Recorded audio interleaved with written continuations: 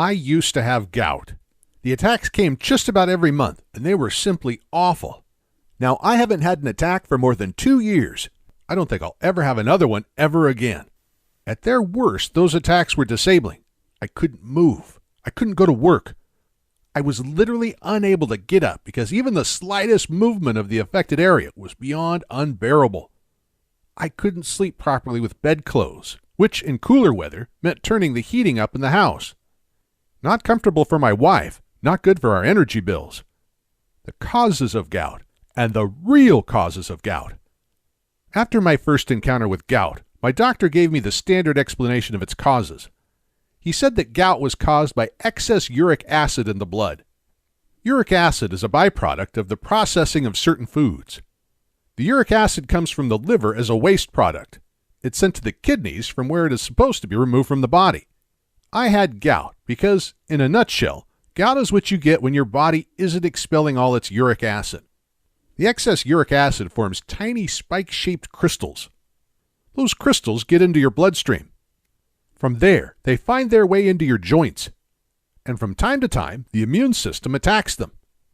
And when the immune system does that, the inflammation that results is experienced as a gout attack, also known as excruciating, awful pain. If you suffer from gout, then I truly feel for you. I know what you're going through. It's been just over 2 years now since my final gout attack, but I still remember what it felt like. Anyway, that was the doctor's explanation of gout. So far, so simple.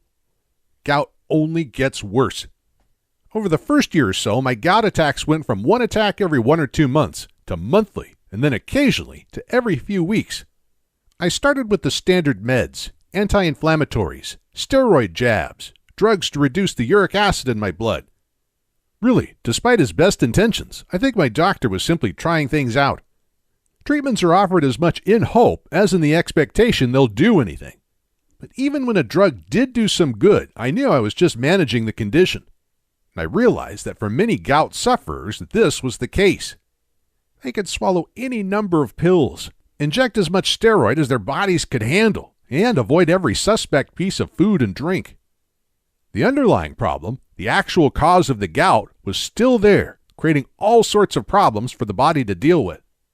I followed the typical do's and don'ts. It's typical stuff. Exercise more, lose weight, eat a balanced diet, whatever that is. Eat less red meat. Don't smoke. I never have. Go a couple days a week without alcohol. And it made precisely no difference to my gout at all. Although, to be honest, if I knew then what I know now, I wouldn't have bothered with any of that. Asking the awkward questions. My natural curiosity prompted me to ask questions about this disease. If uric acid leads to gout, then why did I suddenly have too much uric acid in my blood? Well, it makes sense that either A, I was suddenly producing too much of it, or B, that my body simply was no longer removing it effectively. And it turns out that the answer is B. In fact, for 90% of gout sufferers, scientists say that it isn't overproduction of uric acid that is the problem. It's the underprocessing of it. In other words, something's going wrong with the body's ability to expel uric acid properly. So I was quite puzzled. Here's how I thought about it. There was a time when I hadn't even heard of gout, much less suffered from it. Then I had gout for just over 3 years. And then 2 years ago, I experienced my last ever gout attack and never suffered another one. So, for a number of decades of my life, my body handled the uric acid effectively. Suddenly, it could no longer handle that acid properly, and so I found myself with gout. Fast forward after 3 years of gout, and once again, everything is fine. I'm gout-free. It doesn't take Sherlock Holmes to work this out. Remember, it's not that I'm producing too much uric acid that's the problem. It's that I'm no longer removing enough of it from my body. So at first, something in my body was working. It was getting rid of the uric acid. Then it stopped working, so I got gout. Then it started working again. The pain disappeared. There was no more flare-ups, and I was completely healthy once more. But there it is. I had gout because something had stopped working. And it's that something that had stopped working that most of our doctors are failing to address. If we find out what it is that stopped working and then started working again, then we found the key to ending gout forever. what I now know but didn't know then. I haven't had even a whisper of gout now for over 2 years.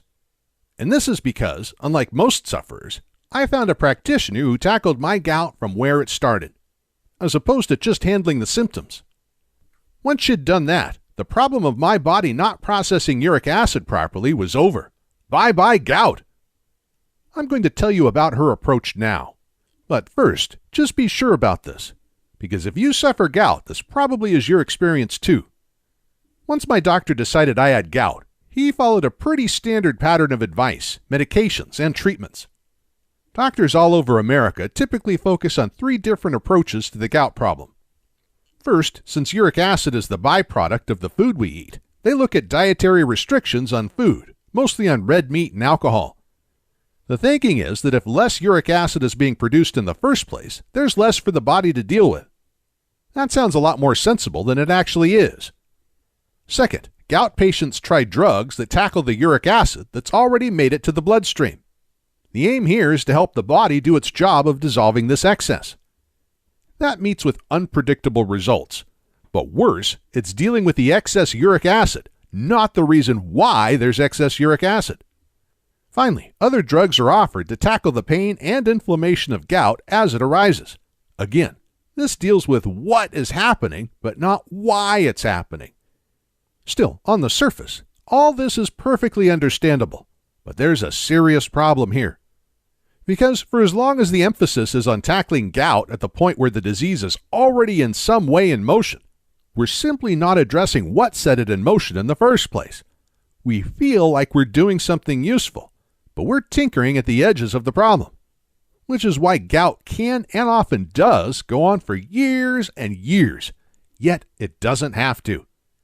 Gout has dangerous risk factors. Things get a tiny bit worse. During that first visit, my doctor told me 2 other things, and I didn't like either of them. First, he pointed out that each gout attack makes another attack more likely. Once you've had a few attacks, that's about it. Get ready for gout as a regular thing. Some people that have had attacks of gout over a longer period can end up developing a more chronic or persistent form of gout. It's called chronic tophaceous gout, and the pain and loss of mobility is life-altering and disabling. Then he told me this. Gout is a risk factor for other conditions, some of them even more serious than the gout itself. In other words, because I had gout, it was more likely that I'd get at least one of those other conditions. And those other conditions included heart disease, particularly heart failure and strokes. He added that gout was also a risk factor for obesity, type 2 diabetes, arthritis, stress, and a number of unpleasant other conditions. And there isn't a limit on which of those afflictions I could find myself suffering from. It might be that, in time, I contracted just one of them, but it could be 2 of them, or 3.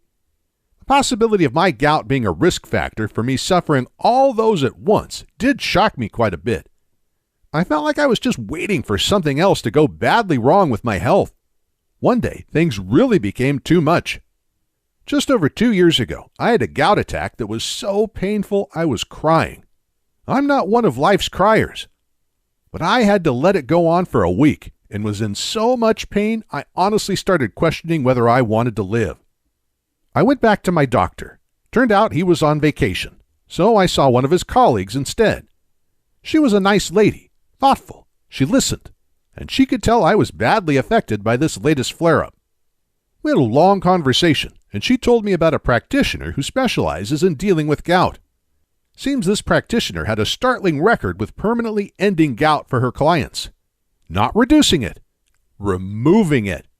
That practitioner's approach was verified both in theory, in experiment, and in real life. She based it on 3 decades of science coming from leading researchers in the U.S. and Europe. The research's successes in tackling a range of health conditions are mounting up, and for some years now, the medical community has been rethinking some of their most fundamental ideas about how the body works. From that research, she had created her gout strategy that is now having such profound results for gout sufferers. My doctor admitted it wasn't her area of expertise, so she gave me the name of that alternative health practitioner she'd mentioned. And that's when I first heard of Shelley Manning. And if it's not too dramatic a statement to make, What I learned from Shelley changed my life. The End of Gout. Shelley Manning is an accomplished natural health researcher and writer. She began her work on natural health remedies after suffering years of very painful arthritis. She discovered that where modern medicine was consistently failing to relieve a person of their suffering, it was often because they didn't really know what was causing the condition in the first place. They tackled what they could see, but the rest was a mystery. Shelley's research took in dozens of peer-reviewed studies from universities across the world, plus personal testimonies from hundreds of arthritis sufferers. She eventually became completely free of arthritis, which was not only an immense relief to her, but also it drove her to share her discoveries with others so that they too would never suffer such horrible ongoing pain. Both her arthritis and her gout remedies are hugely successful today, and many people have Shelley to thank for their pain-free lives. She laid out some simple gout truths that made perfect sense to me. First, she pointed out that doctors always tell you to eat healthily because, whether you're ill or healthy, it's generally sound advice. What's more, if you go from eating and drinking a lot of junk to eating lots of good quality food, then your overall health is bound to improve a little. But this is where I learned a startling insight from Shelley. You can eat correctly, as your doctors tell you to. But you can also eat correctly, specifically for gout, which isn't the same thing. Because you can eat food that specifically tackles gout head on. Food that removes the source of gout. That's something that stopped working that we learned about earlier. And that's a whole different ballgame. This ain't theory. How this insight came about is fascinating. Scientists have long known food is a medicine. But what's been happening since the 1980s is that scientists have steadily worked out why it's a medicine. Shelley Manning understands the science of this inside out, which she told me was jaw-dropping. But let me give you the short version. And we'll start with something really weird. Your gut. No, your gut's not weird, not in itself, but check this out. You have, it is estimated, something like 75 trillion bacteria in your gut. There are more bacteria in the gut than cells in the entire human body, and you've had them all your life. The bacteria in our gut make up what is called our microbiome. The microbiome refers to all the bacteria that live with us in our guts. It's the community of bacteria, plus other microorganisms, that are permanently with us. There's nothing special or unusual about the human microbiome. In fact, plenty of mammals and some insects also have microbiomes. They're a fact of life. We humans have had our gut microbiome since the dawn of humanity. We need it. Bacteria is not always what you think it is. But, of course, when we hear the word bacteria, we imagine something awful. Disease, contagion, illness, death. Because mostly we associate bacteria with being very ill. There's something to fight off the moment we get them. We buy products from our supermarket that boast how quickly and effectively they kill bacteria. But bacteria are just single-celled organisms that can be found just about anywhere. Some are dangerous. Some are highly beneficial. It depends which bacteria they are, and it depends on where they are. Those that exist within us, within our gut microbiome, are largely beneficial to us.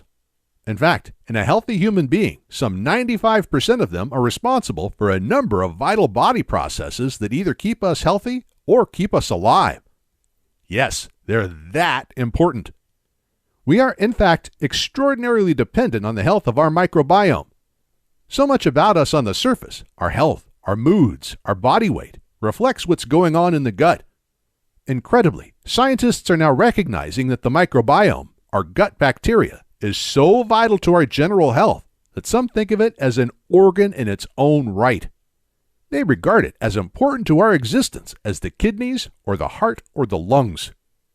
In fact, scientists are able to transplant the gut bacteria from a healthy person into the gut of a diseased patient in order to cure disease. Known as fecal microbiota transplants, these procedures repopulate people's unhealthy gut microbiome with healthy, thriving bacteria. Bacteria transplants. Who'd have thought it? But scientists state that's how vital it is to keep your gut in its best shape possible. We need to maintain a health ratio of 95% friendly, life-enhancing bacteria, with 5% being whatever else is there. When that ratio goes out of balance,